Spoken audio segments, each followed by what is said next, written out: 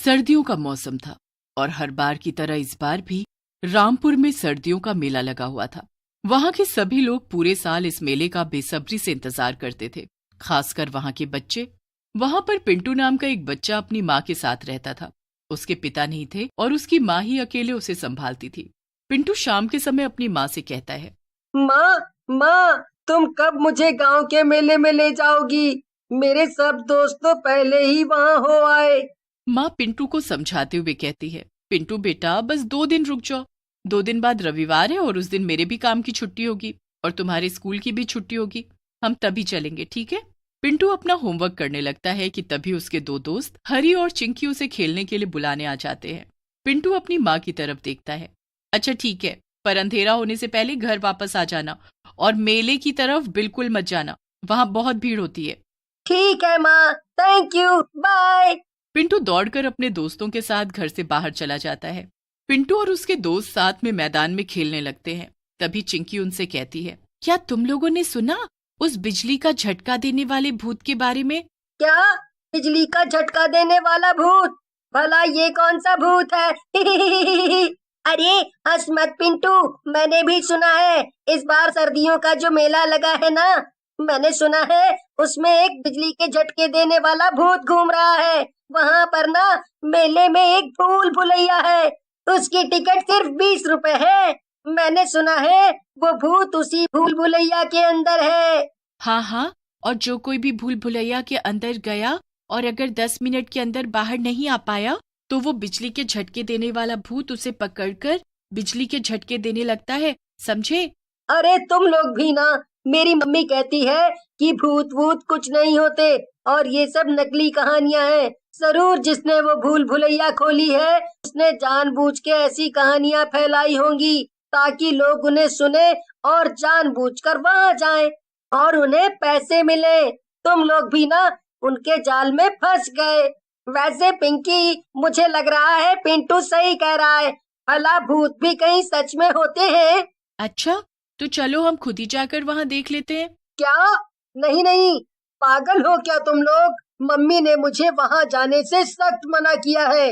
Mummy ने कहा है वो मुझे खुद रविवार को वहां ले जाएंगी, तब मैं जाकर देख लूंगा कि उस भूल भुलैया में सच में कोई बिजली के झटके देने वाला भूत है या नहीं। अच्छा ठीक है, फिर तो हम भी रविवार को तेरे साथ चलेंगे। हम तीनों साथ में उस भूल भुलैया के अंदर जाएंगे, ओके? अंधेरा होने लगता है और तीनों बच्चे वापस अपने अपने घर चले जाते हैं। रविवार के दिन शाम होते ही हरी और चिंकी पिंटू के घर पहुंच जाते हैं। पिंटू, तैयार हो कि नहीं? देखो, हम लोग आ गए। हाँ पिंटू, दरवाजा खोलो। तभी पिंटू की मम्मी दरवाजा खोलती है। आओ बच्चों, अंदर आओ, बस पिंटू तैयार हो ही गया, फिर हम सब चलेंगे मेले में। तुम लोगों ने अपने अपने घर पर बता दिया है ना? हाँ आंटी, हम दोनों ने अपने अपने घर पर बता दिया है। इतने में पिंटू वहां तैयार होकर आ जाता है और सब मिलकर मेला जाने के लिए चल देते हैं। वहां पहुंचकर मम्मी पिंटू को कुछ पैसे देकर कहती है, पिंटू ये लो पैसे। अब तुम्हें अपने फ्रेंड्स के साथ जिस भी राइड पर जाना हो या जो कुछ भी खाना हो तुम खा सकते हो, पर ध्यान रहे तुम में से अगर कोई भी खोए या कुछ चाहिए हो तो यहीं पर आना। मैं यहीं पर तुम लोगों का इंतजार करूंगी, ओके? ओके मम्मी, चलो हरी और चिंकी, जल्दी से चलते हैं। हरी, चिंकी और पिंटू झूला झूलने के लिए चले जाते हैं। तभी चिंकी कहती है, रुक जाओ हरी और पिंटू, क्या तुम लोग भूल गए हमारा यहाँ आने का मेन मकसद क्या था? ये पता लगाना कि वो बिजली के झटके देने वाला भूत सच में है या नहीं। हम यहाँ झूला झूलने थोड़ी आए हैं। अरे हाँ चिंकी, याद है हमें। पर अब यहाँ आ ही गए हैं तो क्यों ना पहले झूले झूल लें। वैसे भी भूल भुलैया में हमें कुछ नहीं मिलने वाला। नहीं, अगर नहीं ही मिलने वाला तो वहां पहले जाने में क्या प्रॉब्लम है? चलो हम पहले वहीं पर ही जाएंगे। अच्छा ठीक है, चलो फिर। तीनों उस भूल भुलैया के बाहर जाकर खड़े हो जाते हैं और तीनों को ही अंदर जाने में थोड़ा सा डर लगने लगता है। दोस्तों, क्या तुम्हें सच में लगता है हमें अंदर जाना चाहिए? हाँ हरी, हम डरने के लिए यहाँ नहीं आए, चल। पिंटू जाकर भूल भुलैया के 3 टिकट्स खरीद लेता है और तीनों साथ में अंदर चले जाते हैं। अंदर काफी अंधेरा था और सिर्फ एक रेड कलर की। देखो, मैंने पता किया है। हम इन 3 रास्तों में से किसी से भी जाएं बाहर निकलने का रास्ता हमें तीनों से मिल जाएगा। तो क्यों ना हम तीनों अलग अलग होकर एक एक रास्ते से जाएं। और ध्यान रखना, हमें 10 मिनट से पहले यहाँ से निकलना होगा। और अगर खो जाओ तो वापस यहीं आ जाना। ओके? तीनों अलग अलग रास्ते पर चल देते हैं। अरे यहाँ तो इतने सारे रास्ते हैं, किस पर जाऊं? चलो इस पर चलता हूँ। वैसे भी ये ज्यादा बड़ा नहीं हो सकता। थोड़ी ही देर में पिंटू भूल भुलैया से बाहर निकल जाता है। उसके बाहर निकलते ही वो देखता है कि हरी भी बाहर निकल चुका है। वो दोनों अब चिंकी के बाहर आने का इंतजार करने लगते हैं। उधर चिंकी भूल भुलैया के अंदर फंस गई थी और उसे सही रास्ता नहीं मिल रहा था। अरे ये क्या हो रहा है? यहाँ तो सब रास्ते एक जैसे हैं। अब मैं बाहर कैसे निकलूं? यहाँ तो इतना अंधेरा भी है। मुझे बहुत डर लग रहा है। कहीं वो बिजली के झटके देने वाला भूत सच में आ गया तो? हे भगवान! इतना कहकर पिंकी फिर से एक दरवाजा खोलती है और अंदर चली जाती है। अरे इसके आगे तो कोई दरवाजा है ही नहीं। एक काम करती हूँ, जहां से मैं आई थी उसी तरफ जाने की कोशिश करती हूँ। पर जैसे ही चिंकी वापस जाने के लिए पीछे मुड़ती है, वो देखती है सामने कोई आदमी नहीं था बल्कि एक भूत था। आ! बचाओ! बचाओ! ये तो वही बिजली के झटके देने वाला भूत है। ये तो सच का भूत है। तो तुझे क्या लगा कि मैं इंसान हूँ और तुझे यहाँ बचाने आया हूँ? उधर पिंटू और हरी परेशान थे। हरी, अब तो 20 मिनट हो चुके हैं पूरे। जरूर चिंकी को सही रास्ता नहीं मिल रहा है। हम लोगों को ही कुछ करना पड़ेगा। करना क्या है? फिर चल अंदर चलकर उसे ढूंढते हैं। नहीं, मुझे तो डर लग रहा है। कहीं अंदर कोई भूत तो नहीं। तू एक काम कर, जाकर मेरी मम्मी को यहाँ बुला कर ला और उन्हें सब बात बता देना। और मैं अंदर जाकर चिंकी को ढूंढने की कोशिश करता हूँ। ठीक है पिंटू। हरी दौड़कर पिंटू की मम्मी को ढूंढने चला जाता है और पिंटू फिर से भूल भुलैया के अंदर चला जाता है। इस दरवाजे से मैं गया था, इससे हरी, और हाँ, इस वाले से जरूर पिंकी गई होगी। पिंटू तीसरे दरवाजे के अंदर घुस जाता है। वो हर दरवाजे के पीछे जाकर देखने लगता है कि तभी उसे चिंकी के चीखने की आवाज सुनाई देती है। बचाओ! बचाओ! कोई बचाओ! वो आवाज एक दरवाजे के पीछे से आ रही थी। पिंटू जल्दी से जाता है और उस कमरे में घुस जाता है। रुक जाओ, छोड़ दो चिंकी को। तो मेरे पास सिर्फ एक नहीं बल्कि दो शिकार हैं। अब मैं तुम दोनों को अपने बिजली के झटके से मार दूंगा। ये लो। भूत अपना हाथ आगे बढ़ाता है और उसके हाथ से जोर का बिजली का झटका निकलकर चिंकी की तरफ चला जाता है और पिंटू कूदकर चिंकी को साइड में गिरा देता है। भूत को ये देखकर बहुत गुस्सा आता है कि उसके बिजली के झटके से पिंटू और चिंकी बच गए। दोनों तेजी से उस कमरे से निकल जाते हैं और बाहर निकलने का रास्ता ढूंढने लगते हैं और वो भूत भी उनके पीछे पीछे आने लगता है। तभी भूत को पिंटू दिखता है और भूत तेजी से पिंटू पर अपने बिजली के झटके से वार कर देता है। इस बार पिंटू को वो बिजली का झटका लग भी जाता है। पिंटू, पिंटू तुम ठीक तो हो ना? उठो, उठो, हमें यहाँ से बाहर निकलना होगा। चिंकी जल्दी से पिंटू को उठाती है और तभी उसे बाहर जाने का रास्ता दिख जाता है। अरे ये रहा बाहर जाने का रास्ता। शायद ये भूत यहाँ से बाहर ना पाए। चलो पिंटू, जल्दी चलो। चिंकी पिंटू को पकड़ती है और तेजी से बाहर निकल जाती है। बाहर पिंटू की मम्मी और हरी दोनों उनका इंतजार कर रहे थे, पर वो भूत भी चिंकी और पिंटू के साथ बाहर आ जाता है। पिंटू को आधी बेहोशी की हालत में देखकर उसकी मम्मी घबरा जाती है और उसे पकड़ लेती है। पिंटू, पिंटू उठो। पिंटू, ये क्या हुआ तुम्हें? आंटी, ये सब इस भूत की वजह से।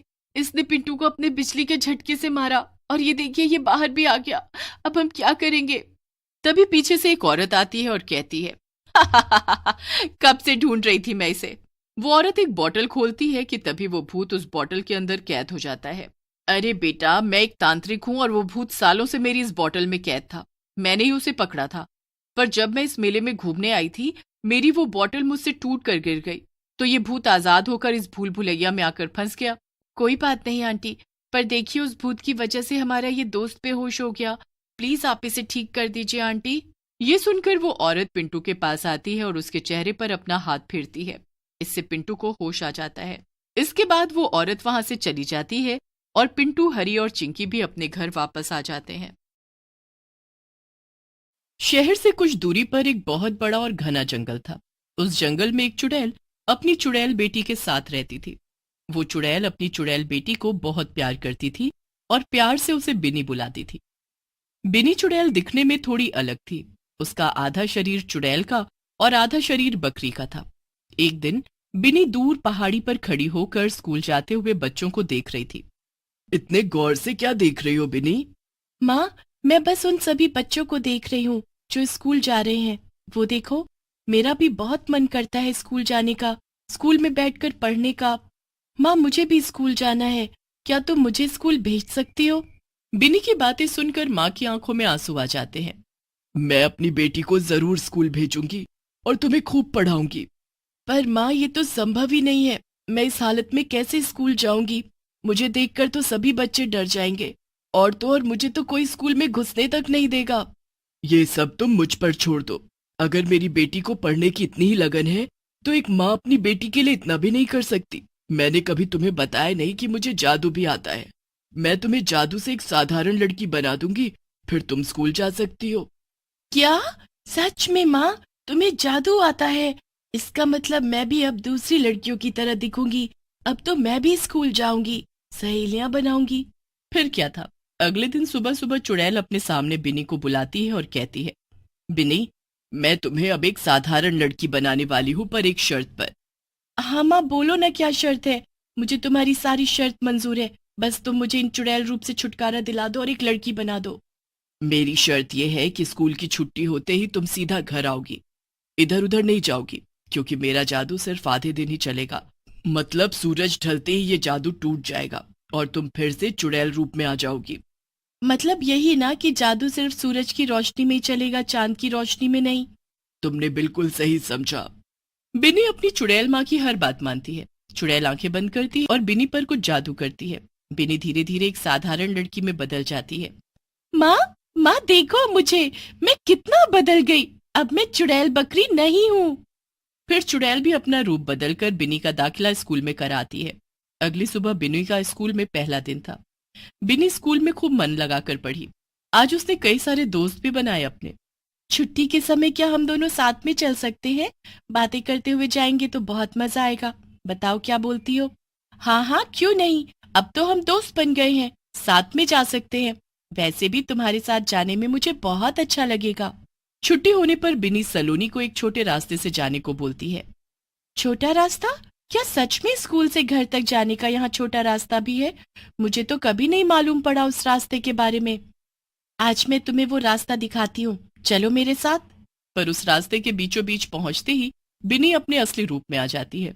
सलोनी उसे बकरी चुड़ैल के रूप में देखकर हैरान तो थी ही और डरी हुई भी थी। तुम बिनी से बकरी? नहीं नहीं, चुड़ैल कैसे बन गई? क्या है ये सब? कौन हो तुम? तुमने सही पहचाना, मैं बिनी हूँ, तुम्हारी सहेली, पर मैं एक चुड़ैल भी हूँ। कई दिनों से इंसान का मांस खाने का बहुत मन था, इसीलिए मैंने स्कूल में दाखिला लिया, स्कूल के बच्चों को खाने के लिए। और मैं धीरे धीरे सभी बच्चों को खा जाऊंगी, किसी को कुछ पता नहीं चलेगा। ये तुमने सही नहीं किया। मैं अभी जाकर सबको बताती हूँ तुम्हारे बारे में। जिंदा रहोगी तो बताओगी ना मेरे बारे में? चुड़ैल सलोनी को भागने नहीं देती। उसे मारकर वो बकरी चुड़ैल उसे पूरा खा जाती है। उसकी हड्डियों तक को चबा जाती है ताकि उसकी माँ को इसकी भनक भी ना लगे। सलोनी को खाने के बाद बिनी घर पहुंचती है। आज का दिन कैसा रहा स्कूल में? बहुत ही अच्छा रहा माँ, मेरे वहाँ बहुत से दोस्त भी बने। पता है, छुट्टी के समय आज मैं अपनी सहेली के साथ ही आई। माँ, स्कूल तो बहुत ही अच्छा है। अच्छा ठीक है, पर ध्यान देना मेरी कही हुई बात का कि सूरज ढलने से पहले तुम्हें घर पहुंचना है। हाँ माँ, मुझे सब। अगले दिन बिनी फिर से स्कूल जाती है। हमने पढ़ाई तो बहुत कर ली, इसलिए मैंने ये सोचा है कि पढ़ाई के अलावा कुछ अलग किया जाए।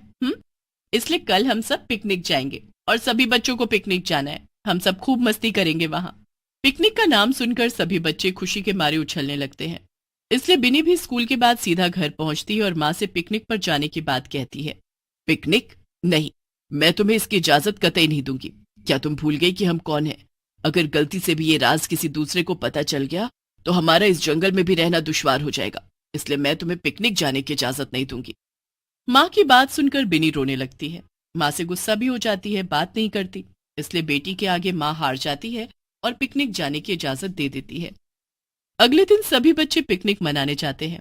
बहुत सुंदर और हरी भरी जगह। मैडम, ये जगह तो बहुत सुंदर है। इससे पहले कभी नहीं देखी इतनी सुंदर जगह। और यहाँ कितने रंग बिरंगे फूल भी हैं। मेरी तो इन फूलों से नजर ही नहीं हट रही। और मेरी तुम सबसे, तुम्हें देखकर मेरे मुंह में पानी आ रहा है। कब तुम सब मेरे पेट में जाओगे और मेरी भूख मिटाओगे। हाँ मैडम जी, ये बहुत ही सुंदर जगह है, पर इससे भी कहीं ज्यादा सुंदर जगह मुझे पता है। वो यहीं पास में है। क्या हम सब वहां भी चलें? अच्छा, इससे भी सुंदर जगह भला कोई हो सकती है? ठीक है, फिर हम सब वहां चलते हैं। बिनी सभी को झूठ बोलकर जंगल की तरफ ले आती है। बस थोड़ा सा और चलना होगा, आगे थोड़ी दूर पर ही है वो जगह। टीचर और सभी बच्चे जंगल पहुंच जाते हैं। चारों ओर बड़े बड़े पेड़ और सन्नाटा देख बच्चे डरने लगते हैं और वहां से जाने की जिद करते हैं। शाम हो जाती है, तभी सूरज डूब जाता है और धीरे धीरे बिन्नी बकरी चुड़ैल बन जाती है। तुम बिन्नी तो नहीं हो, तुम तो कोई चुड़ैल हो। बच्चों, सभी भागो जल्दी, ये चुड़ैल हम सबको खा जाएगी। अब तुम सब मेरे घर में हो, ये मेरा इलाका है। तुम सबको मैं यहाँ जानबूझकर लाई। तुम सब मेरी चाल में बहुत आसानी से फंस गए, जैसे बाकी बच्चे आ गए थे मेरी चाल में। इसका मतलब जो बच्चे गायब हुए स्कूल से, उन्हें तुमने मारा? हाँ, मैंने खाया। मेरी माँ ने जब से मुझे इस बकरी के धड़ के साथ जोड़ा है, तब से मैं बहुत भूखी रहती हूँ। मेरा पेट कभी भरता ही नहीं। क्या करूं अब मैं? अब तो तुम्हारे भोजन बनने से कोई नहीं रोक सकता। इसलिए चुपचाप तुम सब मेरे मुंह में आ जाओ, मेरा भोजन बनने के लिए। चुड़ैल जैसे ही बच्चों की तरफ बढ़ती है उन्हें खाने के लिए, तभी उसकी माँ उसके सामने आकर खड़ी हो जाती है। अपने ही गुरु को मारने में तुम्हें शर्म नहीं आ रही? मुझे नहीं पता था कि मेरी ही बेटी मुझे धोखा दे रही है। छी, मुझे शर्म आती है तुम्हें बेटी कहते हुए। माँ, ऐसा नहीं है, वो मैं सच बोल रही हूँ। मैंने कुछ नहीं किया, बल्कि ये सब लोग मुझे मारने के लिए यहाँ आए। तुम्हें क्या लगता है कि मुझे कुछ पता नहीं? मुझे सब पता चल गया है कि तुमने मुझसे झूठ बोला स्कूल जाने के लिए। तुम्हें स्कूल पढ़ने नहीं, इंसानी मांस खाने जाना था। जिन बच्चों को तुमने मारा उसकी सजा तो तुम्हें मिलकर रहेगी। नहीं माँ, मुझसे गलती हो गई। अब नहीं करूंगी दोबारा ऐसा। मत दो मुझे सजा। चुड़ैल अपनी बेटी की एक नहीं सुनती। वो अपनी जादू से अपनी चुड़ैल बेटी को पूरी की पूरी बकरी बना देती है। अब तुम जिंदगी भर इसी हालत में रहोगी और इस जंगल की घास खाओगी। बस मैं भी अब तुम्हारे साथ नहीं रहूंगी, इसलिए मैं जा रही हूँ, हमेशा हमेशा के लिए तुमसे दूर। चुड़ैल अपनी बेटी को पूरी बकरी बनाकर खुद गायब हो जाती है और सभी बच्चे चुड़ैल के साए से आजाद।